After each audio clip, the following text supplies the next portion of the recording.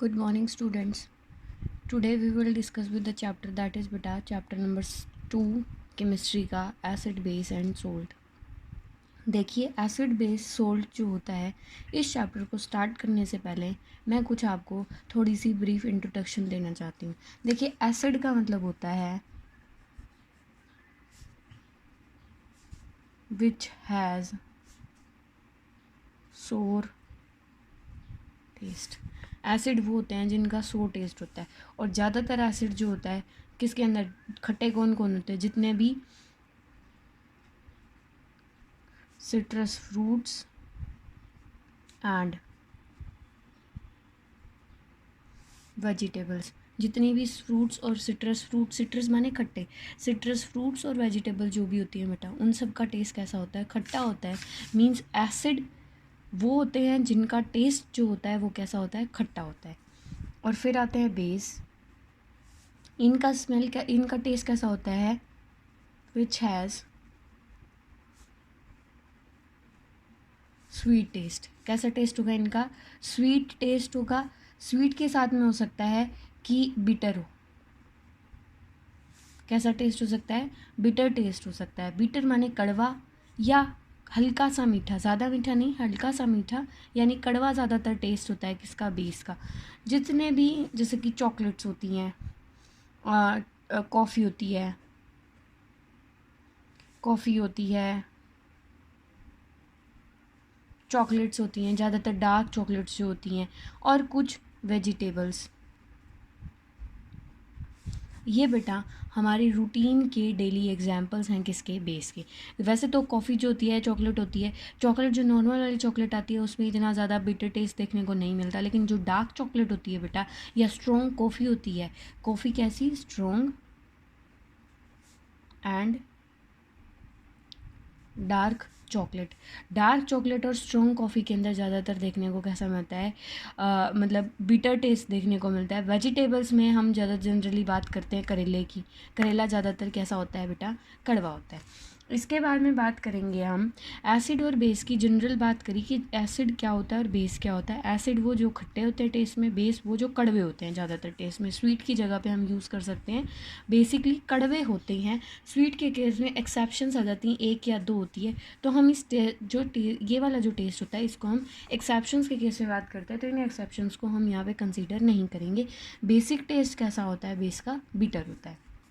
B से base, B से bitter, तो ऐसे याद रहेगा आपको. अब देखिए कि हमें पता कैसे चलेगा कि कौन एसिड है कौन बेस है. कभी कभी क्या होता है बेटा, कुछ चीज़ें टेस्ट वाइज या फिर कुछ चीज़ें ऐसी होती है जो स्ट्रॉन्ग होती है, जैसे स्ट्रॉन्ग एसिड होता है, स्ट्रॉन्ग बेस होता है. अगर हम उसको टेस्ट करेंगे तो वो हमारे डाइजेस्टिव सिस्टम में जाएगा, और डाइजेस्टिव सिस्टम में जाएगा तो हमारी बॉडी को अफेक्ट करेगा. तो हम केमिकली कैसे बता सकते हैं कि कौन एसिड है कौन बेस है. तो हम बात करते हैं identification of acid and base.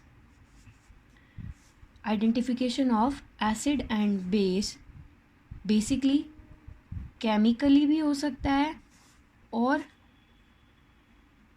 Either physical test. अब फिज़िकल टेस्ट में कैसा होगा, फिज़िकल टेस्ट में तो बेटा हम यही बता सकते हैं कि उसको थोड़ा सा शेक करके देख सकते हैं कि कुछ आपको एफरवेसेंस दिख रही है, मतलब कोई गैस इवोल्व हो रही है, या कोई रिएक्शन किसी के साथ करवा के देख सकते हैं अगर हमें थोड़ा बहुत आइडिया होता है. केमिकली हम क्या करते हैं बेटा, इसमें हम इंडिकेटर्स यूज़ करते हैं. फिज़िकल में भी कुछ इंडिकेटर्स होते हैं जिसमें कोई केमिकल रिएक्शन नहीं होती, सिर्फ उसमें कलर चेंज होता है, जिस कलर के बिहाफ पे हम बता सकते हैं कि क्या बन रहा है और क्या नहीं बन रहा है. देखिए आइडेंटिफिकेशन करने के लिए हम यूज़ करते हैं, वी यूज़ इंडिकेटर्स. क्या यूज़ करते हैं बेटा हम, इंडिकेटर्स. इंडिकेटर्स वो होती हैं, दीज आर डाइज. ये कैसे होते हैं बेटा, डाई होती हैं बेसिकली, जो कि विच चेंजेस इट्स कलर. जो कि अपना कलर को चेंज करती है, और जिस कलर अब कलर को जब चेंज करेगी तो हम आइडेंटिफाई कर सकते हैं कि एसिड है या बेस है। तो अभी ऐसे ही कुछ हम इंडिकेटर्स की क्या करेंगे, लिस्ट क्रिएट करेंगे पहले इस चैप्टर को स्टार्ट करने से पहले। और यही आपके जैसे एनसीईआरटी में बिगनिंग में दे रखा है कि basically what is indicator and what is the importance of indicator while identifying the acid and base. तो एसिड और बेस को आइडेंटिफाई करने के लिए हम इंडिकेटर्स को कैसे यूज़ करते हैं, या फिर कैसे इंडिकेटर्स जो होते हैं वो एसिड और बेस को आइडेंटिफाई करते हैं। स्टार्ट करते हैं, एक टेबल क्रिएट कर लेते हैं। एक साइड लिख लेते हैं एसिड, एक तरफ लिख लेते हैं बेस, इधर हम लिख लेते हैं इंडिकेटर्स, एक तरफ क्या लिखेंगे, इंडिकेटर। अब इंडिकेटर में भी बेटा क्या करनी है, डिफरेंट डिफरेंट क्लासेस बना दी गई हैं कि ये नेचुरल इंडिकेटर होगा, ये ऑल्फैक्टरी इंडिकेटर होगा। उसके बाद में तीसरा क्या आता है बेटा, कोई फिज़िकल होंगे या मतलब ऑप्टिक वाले इंडिकेटर होंगे। बेसिकली अगर बात करते हैं, सबसे पहला और बेस्ट इंडिकेटर जो हमारी लेबोरेटरी में भी यूज़ करते हैं वो होता है लिटमस। क्या होता है बेटा, पहला इंडिकेटर कौन होता है, लिटमस। ये एक नेचुरल इंडिकेटर है। कैसा इंडिकेटर है बेटा, ये नेचुरल इंडिकेटर है, और इसको एक्सट्रैक्ट करते हैं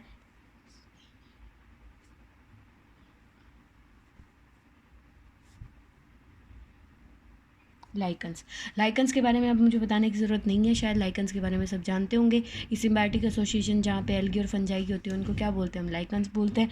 तो लाइकन से लिटमस को क्या किया जाता है बेटा, एक्सट्रैक्ट किया जाता है, और एक ये कैसा है, नेचुरल इंडिकेटर है। और पहली क्लास भी हमारी क्या है, नेचुरल इंडिकेटर्स। पहला सेक्शन क्या है हमारा, नेचुरल इंडिकेटर। नेचुरल इंडिकेटर में सबसे पहले आता है लिटमस का नाम। लिटमस हमारी लेबोरेटरी में सबसे ज़्यादा यूज़ किया जाता है बेटा, और इसको हम स्ट्रिप की फॉर्म में यूज़ करते हैं। किस फॉर्म में यूज़ करते हैं, it is used in the form of strip. इसकी क्या होती हैं, स्ट्रिप्स बनी हुई आती हैं। सिर्फ हम स्ट्रिप को पुट करते हैं एसिड सोल्यूशन के अंदर और बेस सोल्यूशन के अंदर, और उसके रिगार्डिंग वो क्या है, कलर देता है। देखिए कैसे, जब हम बेटा लिटमस को एसिड सोल्यूशन के अंदर ऐड करेंगे, जब हम लिटमस को एसिड सोल्यूशन के अंदर ऐड करेंगे तो it gives blue colour to red colour. Blue colour से बेटा रेड कलर के अंदर एसिड चेंज कर देगा अगर हम लिटमस पेपर को एसिड सॉल्यूशन के अंदर डालेंगे। वहीं पे बेटा बेस के केस में बात करते हैं। बेस के केस में क्या होगा, it turns red litmus to blue.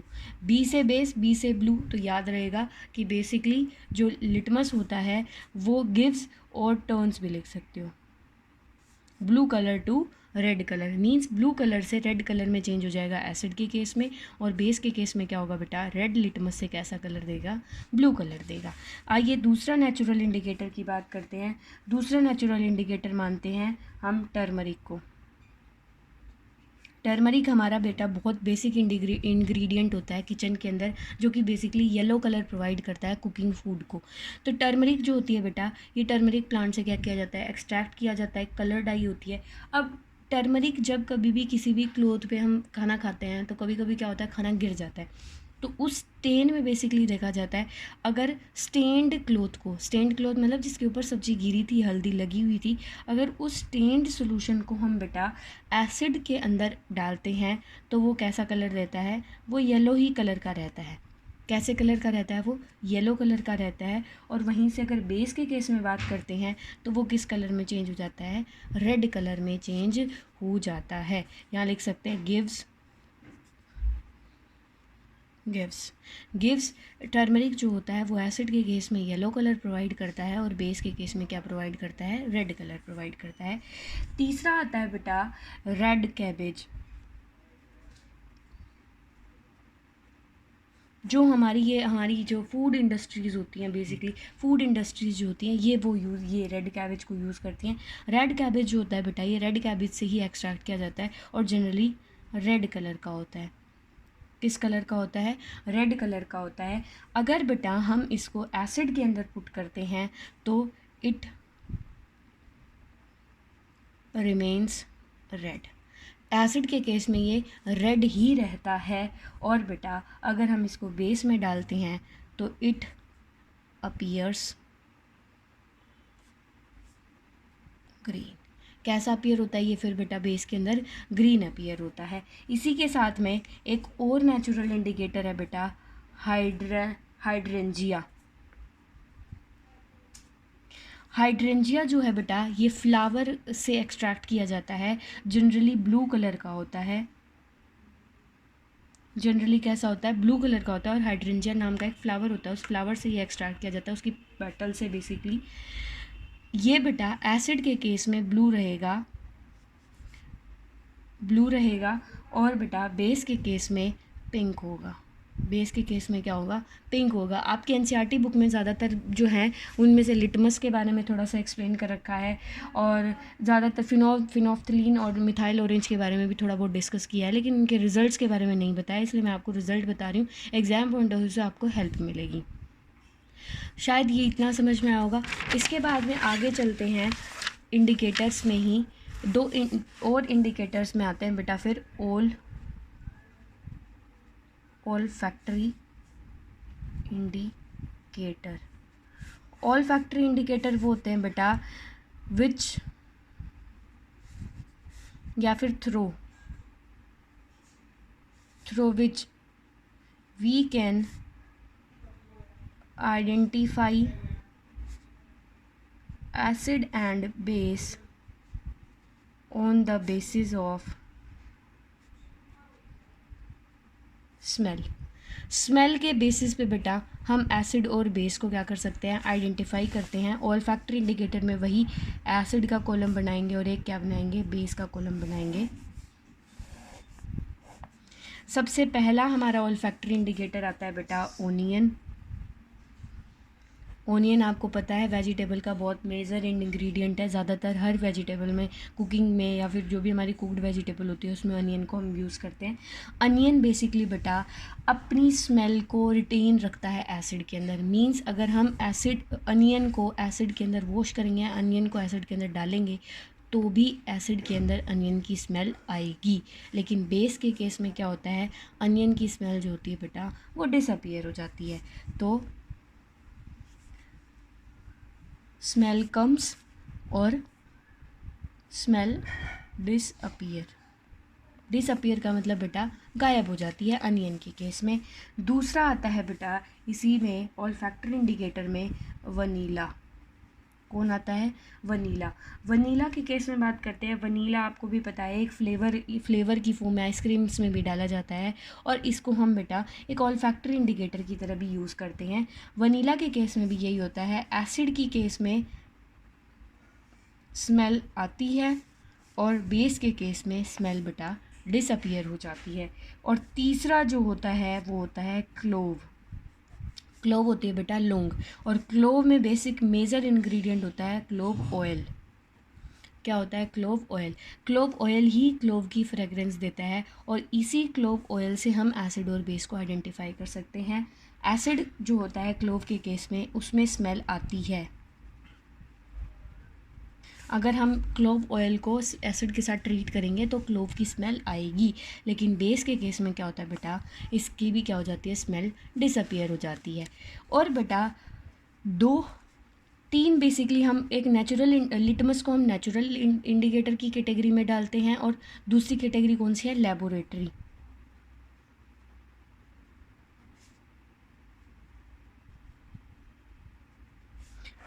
Laboratory indicators में हम बेसिकली 2 की बात करते हैं। पहला आता है मिथाइल ऑरेंज। और मिथाइल ऑरेंज बेटा किस कलर का होता है, जनरली ऑरेंजिश येलोइश कलर का होता है, बड़ा सुंदर सा कलर होता है इसका। मिथाइल ऑरेंज को अगर हम ऐड करते हैं एसिड के अंदर तो ये कलर देता है बेटा रेड। कैसा कलर देता है, रेड कलर देता है। और यही मिथाइल ऑरेंज जब हम बेटा बेस के अंदर डालते हैं तो ये देता है गिव्स येलो कलर। इसके बाद में बात करते हैं, दूसरा जो है वो आता है फिनोल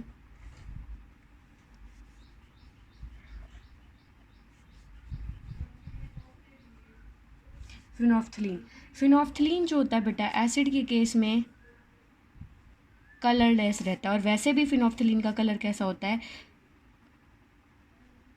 फिनोफ्थलीन वैसे नेचुरली बात करें तो फिनोफ्थलीन कलरलेस होता है, और मिथाइल ऑरेंज होता है ORANGISH, orangish and reddish and yellowish.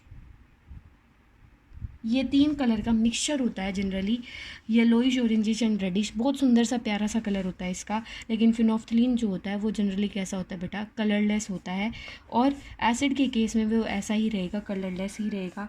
लेकिन बेस के केस में फिनोफ्थलीन जो होता है वो पिंक कलर देता है। कैसा कलर देता है बेटा, ये पिंक कलर देता है। तो इस तरीके से हमारे कुछ और लेबोरेटरी इंडिकेटर्स में जो मोस्ट पॉपुलर हम लेबोरेटरी यानी लैब्स के अंदर जो भी इंडिकेटर यूज़ करते हैं या जनरल इंडिकेटर जो यूज़ करते हैं, वो बेस्ट और मोस्ट पॉपुलर एग्जांपल है कौन, लिटमस। मोस्ट पॉपुलर है बेटा। उसको नेचुरल इंडिकेटर इसलिए बोला क्योंकि वो नेचुरल मतलब बायोलॉजिकल सब्सटेंस यानी कि क्या है कि living organism, for example lichen से एक्सट्रैक्ट किया जाता है, इसलिए एक नेचुरल थिंग से एक्सट्रैक्ट किया जाता है, इस वजह से उसको क्या बोलते हैं, नेचुरल इंडिकेटर बोलते हैं। लेकिन लेबोरेटरी इंडिकेटर का मेन इंडिकेटर की बात करूँ मैं तो कौन है, लिटमस। जनरली लिटमस को ही यूज़ किया जाता है, और लिटमस के बिहाफ पे ही हम एसिड और बेस की प्रॉपर्टीज़ में एक अहम पॉइंट बनाते हैं कि what happens what happens when the acid is putted on litmus and what happens when the base is putted on litmus. तो इस बिहाफ पे बेटा आपके इंडिकेटर्स जो होते हैं ये यहाँ पे ख़त्म हो जाते हैं। इसके बाद में जो हमारा चैप्टर है उस पर आगे प्रोसीड करते हैं। एक बेसिकली आपके चैप्टर में कहते हैं कि यूनिवर्सल इंडिकेटर की बात करूँ, यूनिवर्सल इंडिकेटर के बारे में भी एक छोटी सी शब्द बोला है कि यूनिवर्सल इंडिकेटर कौन होते हैं। यूनिवर्सल इंडिकेटर वो इंडिकेटर्स होते हैं जो बेसिकली हमें कहाँ से मिलते हैं, जो बेसिकली हम लेबोरेटरीज़ के अंदर जो भी हमारे इंडिकेटर होते हैं उन्हीं को हम क्या बोलते हैं, यूनिवर्सल इंडिकेटर बोलते हैं। यूनिवर्सल का मतलब सारा का सारा यूनिवर्स जो है बेटा एसिड और बेस को आइडेंटिफाई करने के लिए उन्हीं इंडिकेटर का यूज़ करता है, तो उनको हम क्या बोलते हैं, यूनिवर्सल इंडिकेटर बोलते हैं। तो यूनिवर्सल इंडिकेटर के केस में आता है litmus, phenolphthalein and methyl orange. देखिए इसके बाद में बात कर रही हूँ मैं एसिड्स के बारे में कि एसिड्स क्या होते हैं, क्या होंगे, कैसे कैसे इनकी प्रॉपर्टीज़ होती हैं, कैसे हम इनको डिफ़ाइन कर सकते हैं, और क्या क्या इनकी डेफिनेशन होगी। देखिए स्टार्ट कर रहे हैं पहले एसिड्स को। एसिड्स को डिफ़ाइन करने के लिए these are the chemical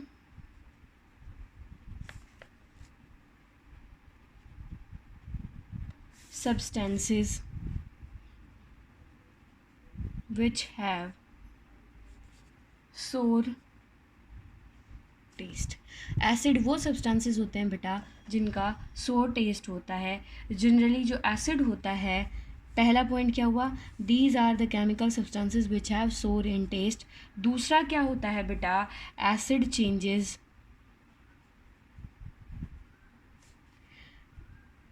blue litmus to red. Acid जो है वो क्या करता है, ब्लू लिटमस से किस में चेंज करता है बेटा, रेड के अंदर चेंज करता है। ज़्यादातर कॉमन फ्रूट्स की बात करूँ मैं कि एग्जाम्पल्स किन किन में एसिड प्रेजेंट होता है। एसिड जो होता है बेटा जनरली प्रेजेंट होता है किस किस के अंदर,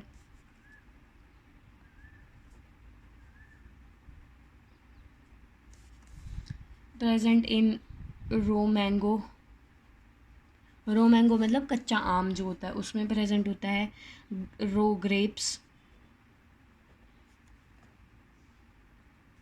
रो ग्रेप्स के साथ में लेमन खट्टा होता है ना, ऑरेंज, टमाटो,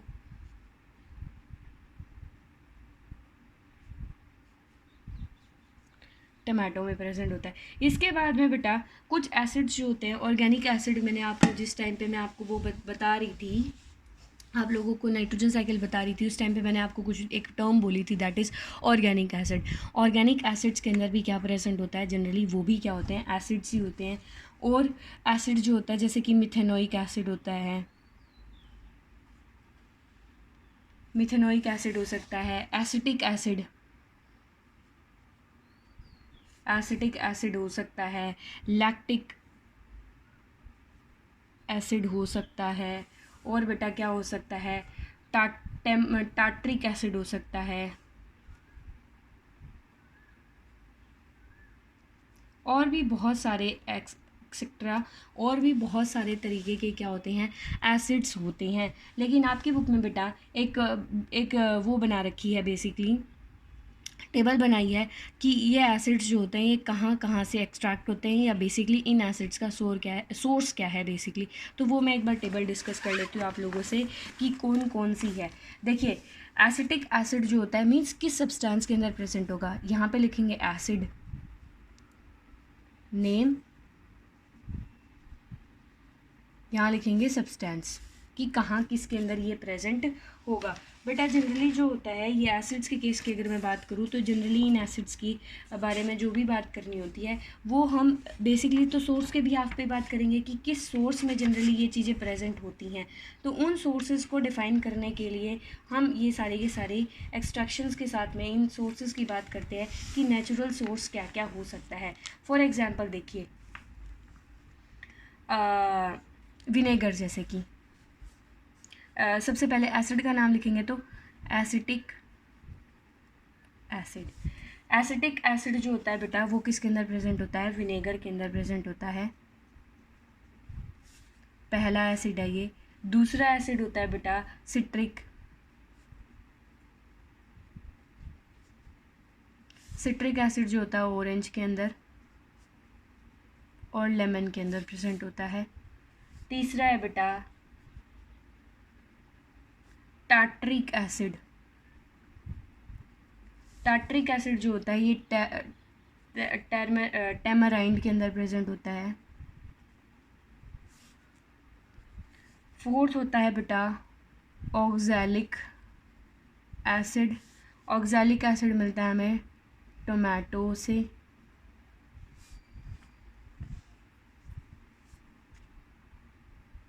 ऑक्सैलिक एसिड हमें कहाँ से मिलता है, टोमेटो से मिलता है। उसके बाद में है बेटा लैक्टिक एसिड, बेसिकली प्रेजेंट होता है कर्ड में, जो दही होता है ना हमारा उसमें प्रेजेंट होता है। उसके बाद में होता है सिट्रिक एसिड, बता दिया मैंने आपको, लेमन के अंदर प्रेजेंट होता है। इसके बाद में आ जाता है एक, हाँ ये बहुत इंपॉर्टेंट है, बहुत बार पूछा जाता है, मिथेनोइक एसिड। मिथेनोइक एसिड बेटा दो के अंदर प्रेजेंट होता है। एक मिथेनोइक एसिड बता रही हूँ दो के अंदर प्रेजेंट होता है। पहला होता है बेटा एंट स्टिंग, जब चींटी काटती है ना तो वो क्या करती है, मिथेनोइक एसिड रिलीज करती है। और बेटा दूसरा आता है नीटल स्टिंग। नीटल स्टिंग भी एक तरीके की फ्लाई होती है बेटा, जब वो बाइट करती है तो उससे भी क्या रिलीज होता है, मिथेनोइक एसिड। और इसी मिथेनोइक एसिड का कॉमन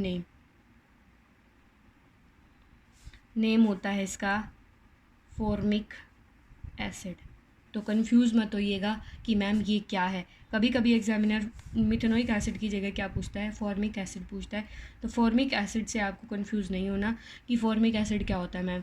फॉर्मिक एसिड को हम क्या बोलते हैं, मिथेनोइक एसिड बोलते हैं। और इस एसिटिक एसिड का IUPAC नेम, मतलब साइंटिफिक नेम, अगर एसिटिक एसिड का साइंटिफिक नेम की मैं बात करूं एसिटिक एसिड की, वो होता है इथेनोइक एसिड। क्या होता है, इथेनोइक एसिड होता है। और इसी इथेनोइक एसिड को हम बोलते हैं ग्लेशियल एसिटिक एसिड। इसी इथेनोइक एसिड को हम क्या बोलते हैं बेटा, ग्लेशियल एसिटिक एसिड। तो कंफ्यूज नहीं होना मैम ग्लेशियल एसिटिक एसिड क्या होता है, या इथेनोइक एसिड क्या होता है, या एसिटिक एसिड क्या होता है।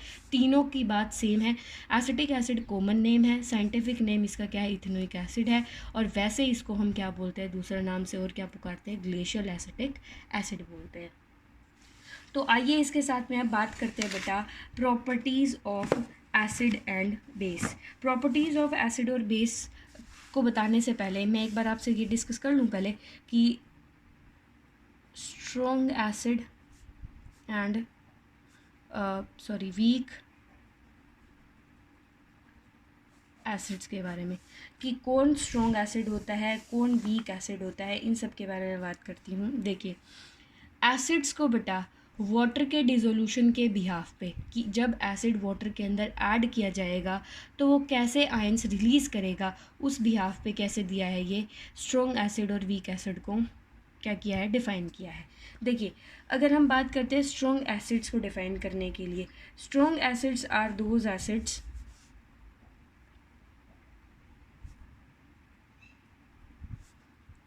which completely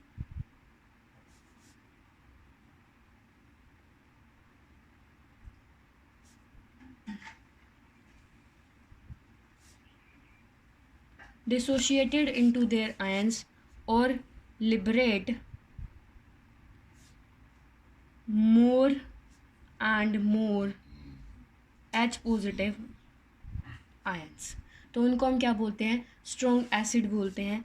एग्जाम्पल्स की बात करूँ मैं स्ट्रॉन्ग एसिड के, तो स्ट्रॉन्ग एसिड में आता है हाइड्रोक्लोरिक,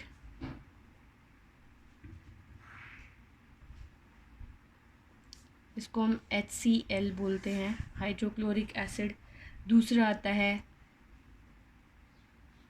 सल्फ्यूरिक एसिड, इसको बोलते हैं हम H2SO4। तीसरा आता है बेटा नाइट्रिक एसिड होता है HNO3। ये कुछ एग्जाम्पल्स हैं किसके, स्ट्रॉन्ग एसिड के। और ये जो होते हैं बेटा, ये होते हैं आर वीक एसिड्स को डिफाइन कर रही हूँ। Weak acids are those acids which do not completely dissociate into their ions when added into water, और क्या बोल सकते हैं, do not liberate all the H positive ions. इसमें भी बताएंगे बेटा, these are those acids which completely dissociate into their ions और liberate more and more H positive ions in water. ये बात बताना पड़ेगा आपको। इसके भी हम वीक एसिड्स के हम एग्जांपल्स की बात कर लेते हैं कि वीक एसिड्स के एग्जांपल क्या क्या होते हैं। सबसे बेस्ट वीक एसिड का और पॉपुलर एग्जांपल होता है एसिटिक एसिड। एसिटिक एसिड को भी ऊपर बताया मैंने क्या बोलते हैं, इसको हम इथेनोइक एसिड भी बोलते हैं, और दूसरा क्या बोलते हैं, इसको ग्लेशियल एसिटिक एसिड भी बोलते हैं। एक होता है फॉर्मिक एसिड, फॉर्मिक एसिड को हम क्या बोलते हैं बेटा, मिथेनोइक एसिड भी बोलते हैं। तीसरा आता है सिट्रिक एसिड, चौथा आता है टार्ट्रिक एसिड, पांचवा आता है कार्बोनिक एसिड, कार्बोनिक एसिड। ये कुछ एग्जाम्पल्स हैं बेटा किसके, वीक एसिड्स के एग्जाम्पल्स हैं। इसी के साथ में अब स्टार्ट करते हैं प्रॉपर्टीज़ ऑफ एसिड्स। एसिड्स की प्रॉपर्टीज़ के साथ में बेटा आगे प्रोसीड करते हैं बेसिकली कि एसिड्स की क्या क्या प्रॉपर्टीज़ होती हैं। एसिड्स की प्रॉपर्टीज़ में सबसे पहले बताएंगे हम, पहली प्रॉपर्टी होती है दे हैव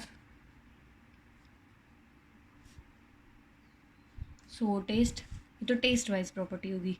दूसरी प्रॉपर्टी क्या होगी बेटा, acid turns blue litmus to red. Acid जो है बेटा वो क्या टर्न करेगा, ब्लू लिटमस को किस में कन्वर्ट कर देगा, रेड लिटमस के अंदर कन्वर्ट करेगा, मींस चेंज कर देगा। फिर आता है बेटा कि एसिड सॉल्यूशंस जो होते हैं दे कंडक्ट इलेक्ट्रिसिटी सिटी। देखिए एसिड दे कंडक्ट इलेक्ट्रिसिटी में बेटा आपको कंफ्यूज नहीं होनी है मैम कंडक्ट इलेक्ट्रिसिटी कैसे करेंगे। देखिए इलेक्ट्रिसिटी को पास होने के लिए फ्री इलेक्ट्रॉन्स की मूवमेंट की रिक्वायरमेंट होती है। फ्री इलेक्ट्रॉन्स कैसे आएंगे, देखिए जब एसिड को हम वाटर के अंदर ऐड करेंगे तो क्या रिलीज़ करेगा, H positive ion. H positive ion कब बना, जब इसने बेटा इलेक्ट्रॉन को डोनेट किया। अब जितने एच पॉजिटिव आयंस होंगे उतने ही इलेक्ट्रॉन डोनेट होंगे और जितने इलेक्ट्रॉन डोनेट करेंगे तो flow of electron is called electricity. तो हम एक्सप्लेन कर सकते हैं acid solution they conduct electricity when they are added to, ये बताना पड़ेगा आपको कि वाटर के अंदर जब हम एसिड्स को ऐड करते हैं तो क्या होता है, एसिड और वाटर रिएक्ट करते हैं, एच पॉजिटिव आयन रिलीज होते हैं और एच पॉजिटिव आयन्स जो होते हैं, एच पॉजिटिव तब बनता है जब वो इलेक्ट्रॉन को डोनेट करता है। मोर फ्री इलेक्ट्रॉन डोनेट जो होंगे वो फ्री फ्लो होगा, free flow of electron is called as electricity, hence the electricity will be conducted. तो इस तरीके से हम जस्टिफाई कर सकते हैं कि how acids do conduct electricity when they added into water. चलिए इसके बाद में अगली प्रॉपर्टी के बारे में बात करेंगे। नेक्स्ट प्रॉपर्टीज बेटा आपकी आती है fourth property, that is acid reacts with metals to form, acid reacts with metal to form hydrogen gas। देखिए आपकी एनसीईआरटी बुक में कुछ एक्टिविटीज़ दे रखी हैं कि what happens when this indicate, या फिर आपको कुछ एग्जांपल्स दिए हैं जैसे कि H2SO4 है, HCl है, नाइट्रिक एसिड है, कैल्शियम हाइड्रोक्साइड है, मैग्नीशियम हाइड्रोक्साइड है, मीन्स कुछ एसिड दिए हैं, कुछ बेसिस के एग्जाम्पल दिए हैं। और आपसे पूछा है बेटा कि what happens when the natural indicators और what happens when the indicator is putted on this. तो वही बात है कि उसमें आइडेंटिफिकेशन होगी कि कौन एसिड है और कौन बेस है। तो उस एक्टिविटी को लेकर के इतने पैनिक मत होना कि मैम ने नहीं डिस्कस की। उस एक्टिविटी में ऐसा कुछ भी नहीं है, बस मैं आपको जैसे एसिड्स के एग्जांपल बताया ना, तो उन्हीं एग्जांपल से आप आइडेंटिफाई कर पाओगे उनको देख के कि हाँ ये एसिड है, ये बेस है। अभी बेस जब डिस्कस करूँगी तो बेस के भी एग्जांपल साथ में हो जाएंगे, तो फिर आपको कन्फ्यूजन नहीं होगी। तो उस एक्टिविटी को लेकर के इतना घबराना मत कि मैम ये क्या हो गया, ठीक है। इसके बाद में आता है बेटा acid reacts with water to form hydrogen gas. Acid जब वाटर मेटल के साथ रिएक्ट करता है तो हाइड्रोजन गैस देता है। इससे भी रिलेटेड क्या कर रखी है बेटा आपकी बुक में एक एक्टिविटी दे रखी है कि जनरल अगर इसकी स्टैंडर्ड इक्वेशन देखी जाए तो क्या होती है, when metal react with acid give rise to बेटा सोल्ट प्लस हाइड्रोजन गैस। ये सिर्फ अंडरस्टूड करने के लिए होती है, ये कभी भी एग्जाम में लिखी नहीं जाती और एग्जाम पॉइंट ऑफ व्यू से कभी भी पूछी नहीं जाती। आपकी बुक में जो एक्टिविटी दे रखी है उसमें एग्जाम्पल क्या ले रखा है बेटा, जिंक मेटल के क्या ले रखे हैं, ग्रेन्यूल्स ले रखे हैं। क्या ले रखे हैं, जिंक मेटल के ग्रेन्यूल्स ले रखे हैं।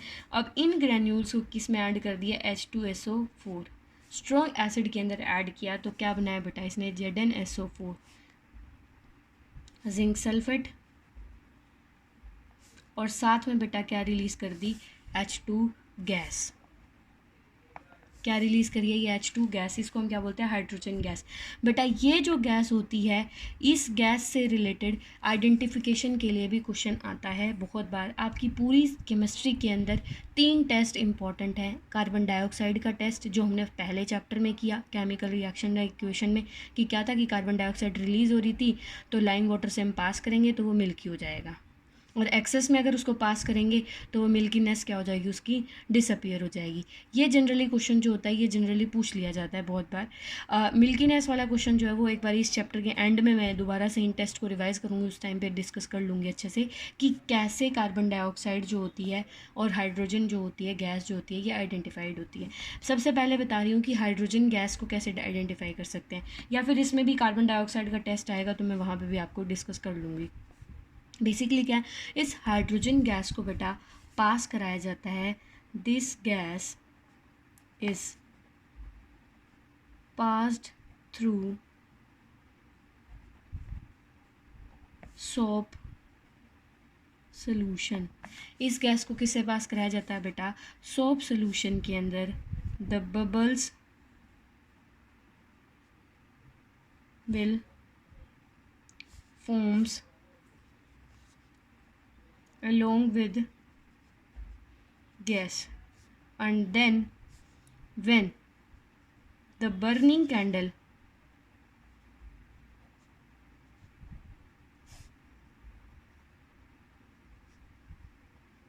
near the fumes, it produces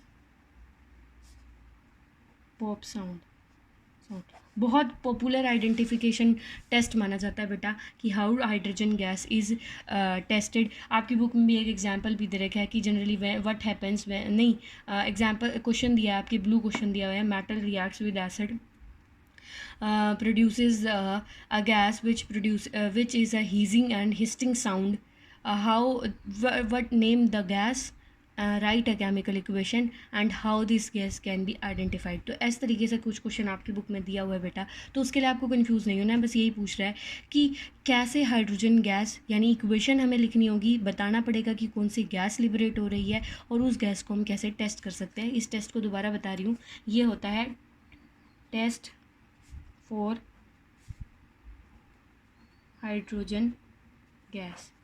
hydrogen gas के लिए क्या है, ये टेस्ट है कि हाइड्रोजन गैस जैसे ही लिबरेट होएगी उसको हम सोप सोल्यूशन से पास करेंगे, बबल्स और फ्यूम्स की फॉर्म में गैस जो है वो लिबरेट होएगी, और जब वो सोप सोल्यूशन से पास की हुई गैस के कांटेक्ट में जब हम बेटा बर्निंग कैंडल को लेके आएंगे तो क्या होगी, पॉप साउंड प्रोड्यूस होएगी. और इस तरीके से हम हाइड्रोजन गैस को क्या कर सकते हैं, टेस्ट कर सकते हैं.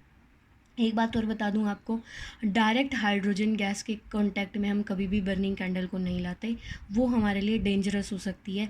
डेंजरस इसलिए होती है बेटा, हाइड्रोजन गैस जो होती है वो फास्टली कैच करती है, किसको, विग्रसली कैच करती है फायर को. इस वजह से हम उसमें से क्या करते हैं, सोप सोल्यूशन से पास करते हैं, जिसकी वजह से हमारे लिए वो हार्मफुल ना हो करके सिर्फ हमारे टेस्ट आइडेंटिफिकेशन के लिए कामयाब हो जाए. इसके बाद में बेटा और कैसा दिया गया है आपकी बुक में, ये एग्जाम्पल बहुत ज़्यादा मोस्ट पॉपुलर है, सबसे पहली बात. दूसरी बात क्या है बेटा, जनरली भी एग्जाम्पल इस तरीके से पूछा जा सकता है. यहाँ पे एसिड, आप ये मत सोचो कि मैम एसिड सिर्फ H2SO4 होगा, नहीं, H2SO4 की जगह पे HNO3 भी हो सकता है, यहाँ पे HCl भी हो सकता है, कोई भी एसिड हो.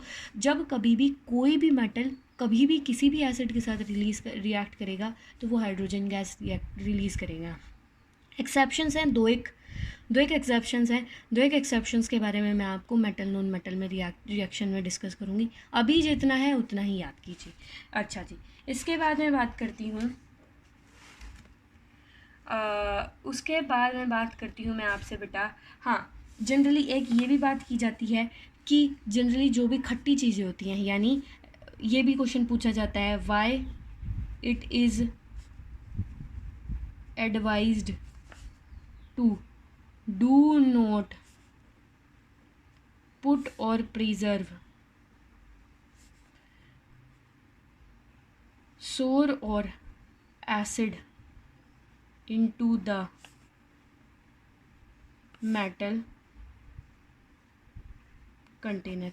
आपको पता है कि अभी ये क्वेश्चन जो जनरेट हुआ है बेटा, इस क्वेश्चन का आंसर तो आप आराम से बता सकते हो कि ऐसा एडवाइस क्यों किया जाता है कि एसिड या खट्टी चीज़ों को हम मेटल कंटेनर के अंदर स्टोर ना करें या उनको उनके अंदर ना डालें. क्योंकि पता है आपको मेटल का सरफेस जो होता है विल रिएक्ट विद एसिड. तो एक बेटा क्या बनाएगा, एक कंपाउंड बनाएगा, और वो किस तरीके से होगा, पॉइजन की तरह होगा. किस तरीके से होगा, पॉइजन की तरह से होगा. इस वजह से क्या किया जाता है, मतलब ऊपर वाली रिएक्शन की हम तरीके से हम क्या कर सकते हैं बेटा, जस्टिफाई कर सकते हैं कि कुछ जो कंपाउंड बनता है या जो सोल्ट बनता है वो कैसा होता है, पॉइजनस नहीं, सॉरी, जो साल्ट या कंपाउंड बना वो कैसा होगा, पॉइजनस नेचर का होगा. और उस पॉइजनस नेचर होने की वजह से हमारा जो कंपाउंड है वो डिग्रेड हो जाएगा. इसी वजह से ये एडवाइस किया जाता है कि बेसिकली खट्टी चीज़ों को या एसिड्स को हम मेटल कंटेनर में पुट ना करें. इनके लिए हमेशा ग्लास वेयर्स को यूज़ किया जाता है, मींस ग्लास से बने हुए जो कांच से बने हुए कंटेनर होते हैं उन्हीं में एसिड्स को बेटा प्रिजर्व किया जाता है। और ये क्वेश्चन जनरली पूछ लिया जाता है, बहुत ज़्यादा बार पूछा जाता है कि क्यों हम कंटेनर को के अंदर, मेटल कंटेनर के अंदर एसिड्स को स्टोर नहीं करते हैं। पॉइजन भी हो सकता है और हमारी हेल्थ को भी अफेक्ट कर सकता है।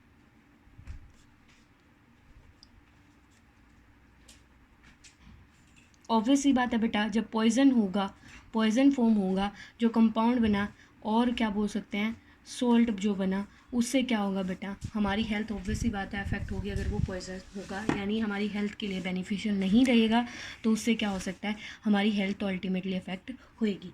इसके बाद में बेटा अगली प्रॉपर्टी की बात करती हूँ मैं। 5वीं प्रॉपर्टी आती है acids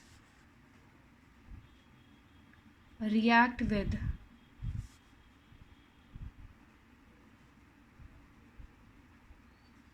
carbonate to form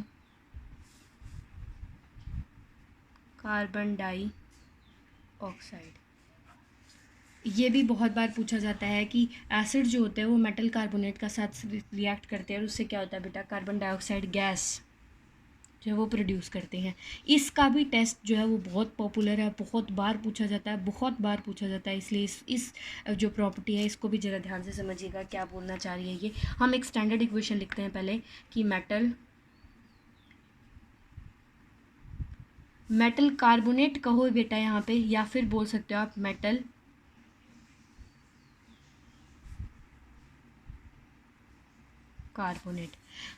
carbonate या फिर मेटल हाइड्रोजन कार्बोनेट बोल सकते हो।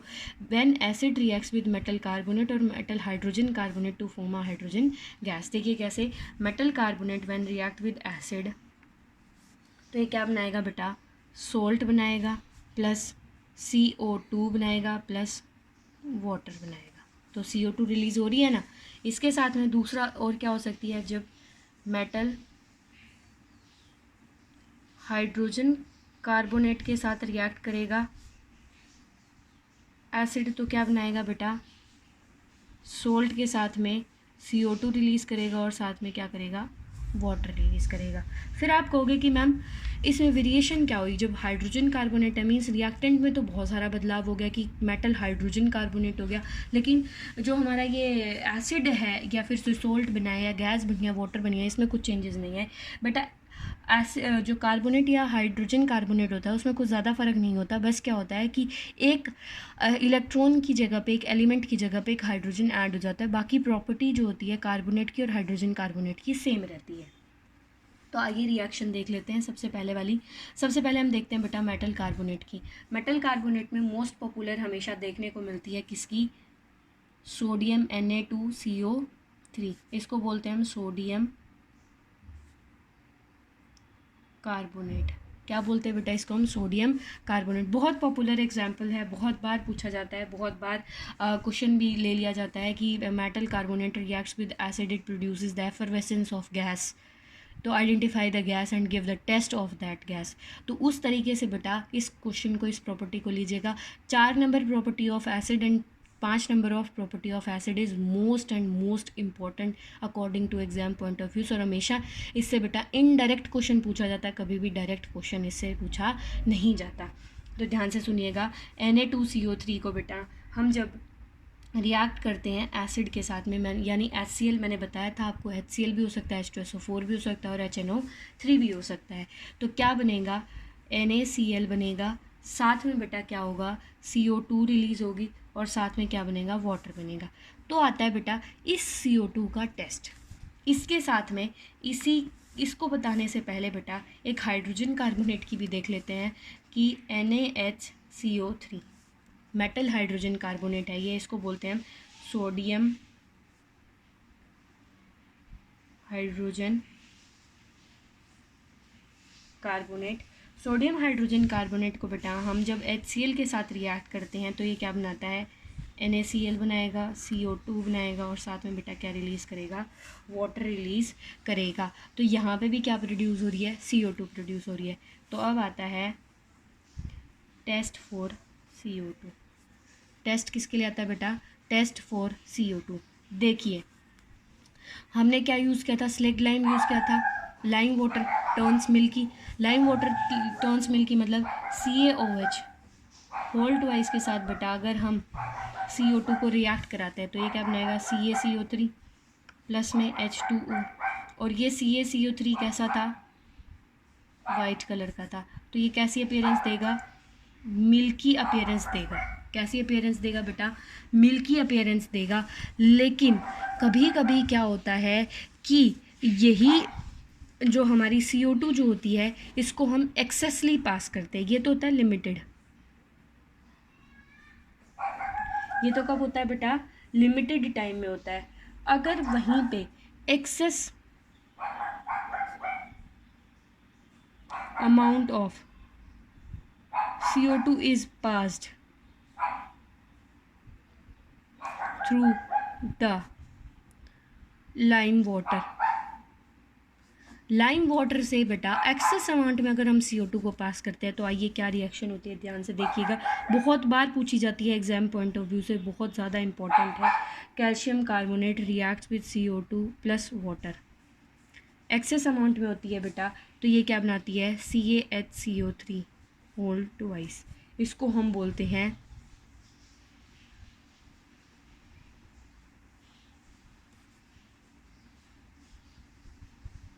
क्या बोलते हैं बेटा, इसको हम कैल्शियम हाइड्रोजन कार्बोनेट, और इसको बोलते हैं कैल्शियम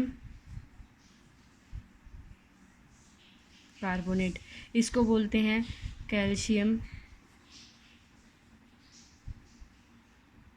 हाइड्रो ऑक्साइड। तो इस तरीके से हम बेटा, और ये जो होता है ये कलरलेस होता है,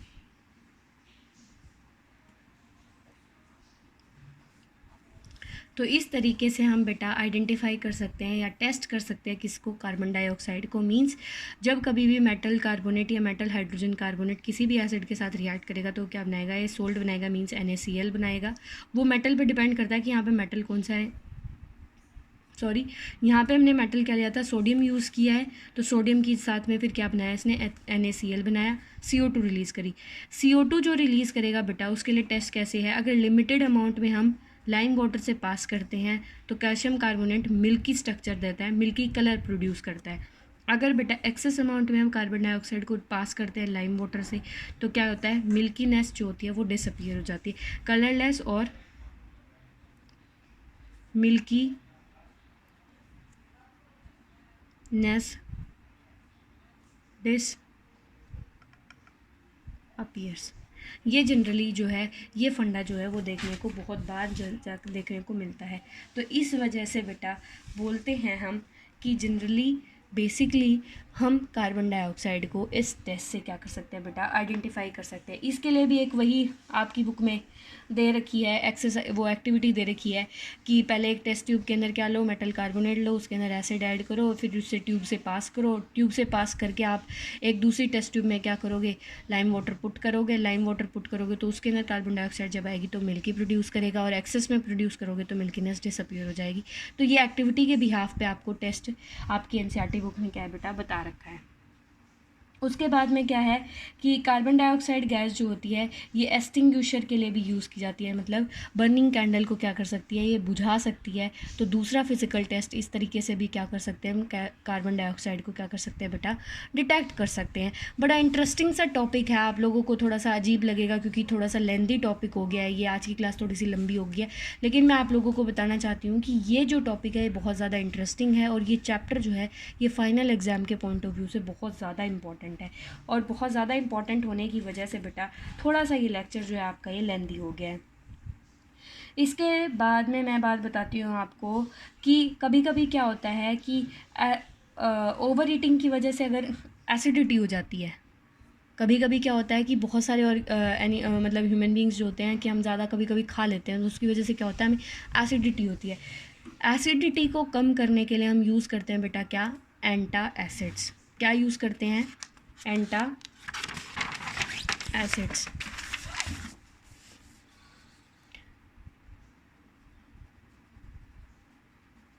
एसिडिटी को टू लोअर डाउन हम यूज़ करते हैं एंटा एसिड्स, और एंटा एसिड में बेटा सोडियम हाइड्रोजन कार्बोनेट जो है बेटा, ये बहुत ज़्यादा जो है बहुत ज़्यादा इंपॉर्टेंट माना जाता है किसके लिए, बेसिकली बहुत ज़्यादा इंपॉर्टेंट माना जाता है एंटा एसिड। एंटा एसिड का मतलब एसिड के अगेंस्ट काम करने वाला।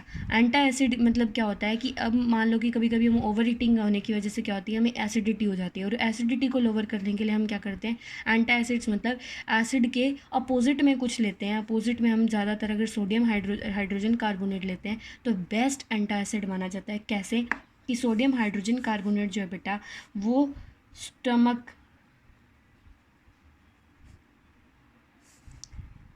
एसिड के साथ क्या करेगा, रिएक्ट्स करेगा, और बेटा उसको क्या कर देगा, न्यूट्रलाइज कर देगा। क्या कर देगा, न्यूट्रलाइज कर देगा। इसी वजह से हम जनरली होम रेमेडीज़ के केस में सोडियम हाइड्रोजन कार्बोनेट को जनरली लेते हैं। और सोडियम हाइड्रोजन कार्बोनेट जो होता है, और इसको हम सोडियम हाइड्रोजन कार्बोनेट को कॉमन भाषा में बोलते हैं बेकिंग सोडा। क्या बोलते हैं, बेकिंग सोडा। जनरली जब एसिडिटी होती है तो हम बेकिंग सोडा का थोड़ा सा अमाउंट जो होती है वो बेकिंग सोडा के हम वाटर के साथ ले लेते हैं, जिसकी वजह से क्या होता है, एसिडिटी जो होती है वो स्टमक की क्या हो जाती है, नॉर्मलाइज हो जाती है या न्यूट्रलाइज हो जाती है। इसी के साथ में आती है बेटा जो हमारी छठी प्रॉपर्टी वो होती है acids react with basis foam salt and water. इसको हम न्यूट्रलाइजेशन रिएक्शन भी बोलते हैं। इसको हम क्या बोलते हैं, न्यूट्रलाइजेशन रिएक्शन भी बोलते हैं। इसमें क्या होता है बेटा, acid plus base, strong acid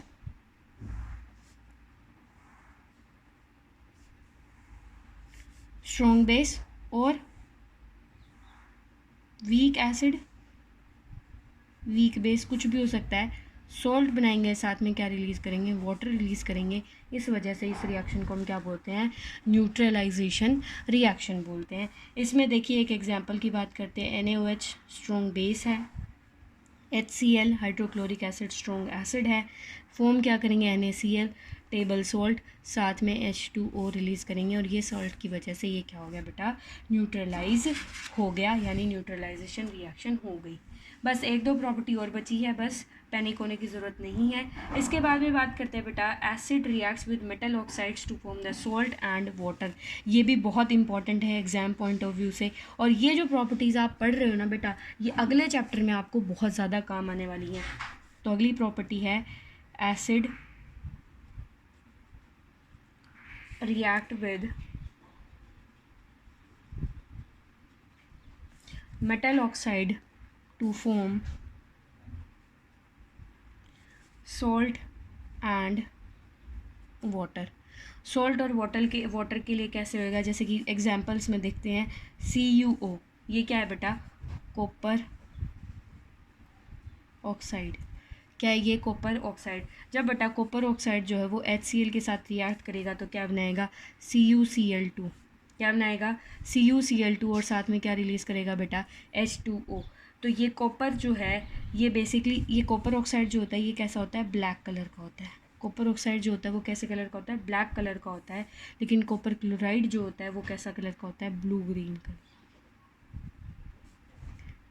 कैसे कलर का होता है, ब्लू ग्रीन कलर का। तो इस वजह से भी जो हमारी, मैंने आपको उस ऐसे उसमें मैं आपको कोरोजन जब पढ़ा रही थी तो वो उसमें कॉपर की बात करी थी ना, टार्निशिंग ऑफ कॉपर। तो वो टार्निशिंग ऑफ कॉपर में जनरली जो ग्रीन लेयर जो होती है, यहाँ पे क्या हो रहा है, ये टार्निश कॉपर प्रोड्यूस हो रहा है। कैसा कॉपर हो रहा है, ये टार्निश कॉपर। टार्निश कॉपर का मतलब इसमें क्या हुआ है, ऑक्साइड की या एसिड की लेयर आ गई है, जिसकी वजह से क्या है, ऊपर वाली जो लेयर है कॉपर की वो क्या हो गई है बेटा, डिग्रेड हो गई है। देखिए अब लास्ट प्रॉपर्टी जो आती है इसकी आती है, लास्ट प्रॉपर्टी आती है बेटा, 8th प्रॉपर्टी जो है वो आती है एसिड्स हैव कोरोसिव इन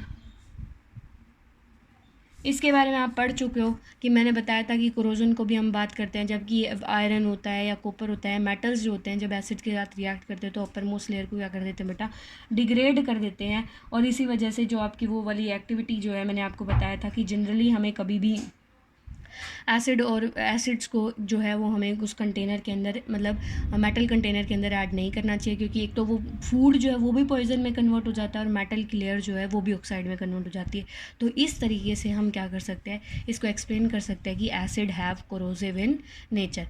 तो प्लीज़ टेंशन मत लीजिएगा, इसमें बहुत सारी चीज़ें मैंने आपको क्या है एनसीईआरटी से बाहर से बताई हैं।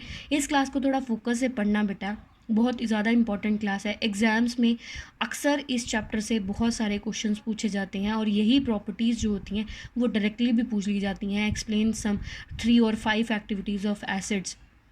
तो इस वजह से मैं आप लोगों से ये रिक्वेस्ट कर रही हूँ कि आप इस क्लास को बहुत इंटरेस्टिंगली और बहुत ध्यान से पढ़ेंगे। बहुत इंपॉर्टेंट क्लास है बेटा, और इससे रिलेटेड ब्लू क्वेश्चंस साथ साथ करना ताकि आपके कंसेप्ट जो हैं वो क्लियर हो जाएं। उम्मीद करती हूँ आप लोगों को ये क्लास समझ में आई होगी। हो सकता है कुछ चीज़ें थोड़ी सी मुश्किल लगेंगी आपको, लेकिन कुछ नहीं है, अगर बार बार थोड़ा सा रिपीटिशन करोगे इन चीज़ों का तो वो आपको समझ में आ जाएंगी अच्छे से। सिर्फ लर्न करने का है बहुत सारी चीज़ें, और बहुत सारी चीज़ें जो है बेटा समझने की हैं। इसके बारे में कुछ और चीज़ें बची हैं, वो हम नेक्स्ट क्लास में करेंगे। Okay, good bye, good luck, take care and stay your home, eat healthy and stay healthy. Tata, bye bye.